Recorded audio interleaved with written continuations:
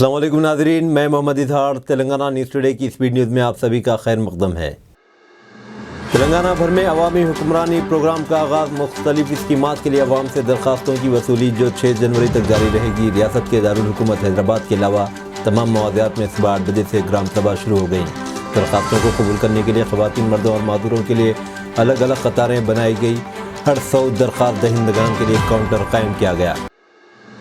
تلنگانہ میں انٹرمیڈیٹ کے سالانہ امتحانات کا شیڈول جاری۔ انٹر بورڈ نے اعلان کیا کہ امتحانات اگلے سال 28 فروری سے 19 مارچ تک ہوں گے۔ امتحانات صبح 9 بجے سے 12 بجے تک ہوں گے۔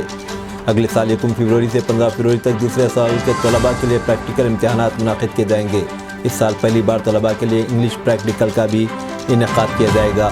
یہ پریکٹیکل 16 فروری کو ہوں گے۔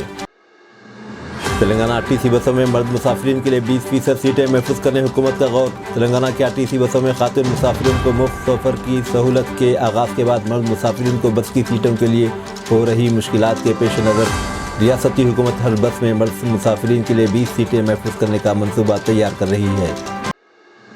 ٹریفک چالانات پر ڈسکاؤنٹ۔ تلنگانہ کے ضلع کھمم میں ٹریفک پولیس عہدیدار کی انوکھی تشہیر۔ ضلع میں ٹریفک سگنل کی زیبرا کراسنگ کے قریب چالانات پر دیے جانے والے ڈسکاؤنٹ کے بارے میں اس عہدیدار نے میک پر اعلان کیا۔ اس عہدیدار نے حکومت کی جانب سے دی جا رہی سہولت سے بہتر طور پر استفادہ کرنے کا گاڑی سواروں کو دیا مشورہ۔ اس عہدیدار کی اس انوکھی تشہیر پر سوشل میڈیا کے مختلف گوشوں کی جانب سے کی جا رہی ہے ستائش۔ کرکٹر امباٹی رائیڈو نے سیاسی اننگز کا کیا آغاز، جگن موہن ریڈی کی پارٹی میں شامل۔ 37 سالہ رائیڈو آج جگن موہن ریڈی کی پارٹی میں شامل ہوئے۔ کرکٹ سے ریٹائرمنٹ کے بعد ایسی امید ظاہر کی جا رہی تھی وہ سیاسی اننگز شروعات کر سکتے ہیں اور جمعرات 28 دسمبر کو وہ باضابطہ طور پر WSR کانگریس پارٹی میں شامل ہو گئے۔ قطر میں سزائے موت پانے والے 8 ہندوستانیوں کو بڑی راحت اب نہیں دی جائے گی پھانسی۔ وزارت خارجہ کی جانب سے جاری بیان میں کہا گیا، ہم نے الدوحرہ گلوبل کیس میں گرفتار نیوی کے سابق افسران کے حوالے سے آج کے فیصلے کا نوٹس لیا ہے، جس میں سزائیں کم کر دی گئی۔ قطر کی اپیل کورٹ سے تفصیلی فیصلے کا انتظار۔ ہم قانونی ٹیم کے علاوہ خاندان کے افراد سے بھی رابطے میں ہیں تاکہ یہ فیصلہ کیا جا سکے کہ ہمارا اگلا قدم کیا ہوگا۔ میری ڈیوٹی ختم کہہ کر 10 پائلٹ طیارے سے اتر گئے۔ جے پور ایئرپورٹ پر پھنس گئے 1600 مسافر۔ دراصل ایک ہی دن میں 10 فلائٹس کے پائلٹ نے طیارے کو چھوڑ دیا اور پرواز سے صاف انکار کر دیا۔ یہ سبھی فلائٹ بدھ کی شب شدید کوہر کے سبب جے پور ڈائیورٹ ہوئی تھی۔ ان میں انڈیگو کی 2، ایئر انڈیا کی 5، وستارا کی 1 اور ریلائنس ایئر کی 2 فلائٹس میں FDTL ہوا، جس سے 1600 مسافرین کو پریشانی کا سامنا کرنا پڑا۔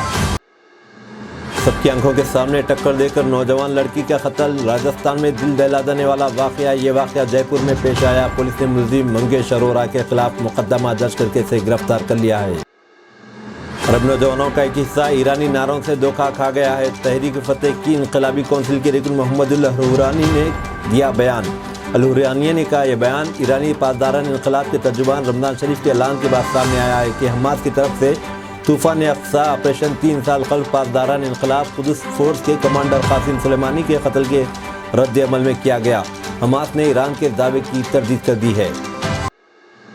اسرائیلی بمباری کی وجہ سے غزہ پٹی کو امداد فراہم کرنے کا کام بے حد مشکل ہو گیا۔ اقوام متحدہ کا بیان۔ ریلیف اینڈ ورکس ایجنسی برائے فلسطینی پناہ گزینوں UNRWA کے ڈائریکٹر تھامس وائٹ نے کہا کہ جنوبی غزہ کی پٹی میں رفح اب اسرائیلی بمباری کے نتیجے میں مکمل تباہ ہونے لگا۔ یاد رہے کہ غزہ میں فلسطینی وزارت صحت کے مطابق اسرائیلی بمباری کے نتیجے میں شہید ہونے والے فلسطینیوں کی تعداد 1110 ہو گئی ہے۔ اب دیجیے اظہار الحق کو اجازت، ملتے ہیں اگلے اسپیڈ نیوز میں۔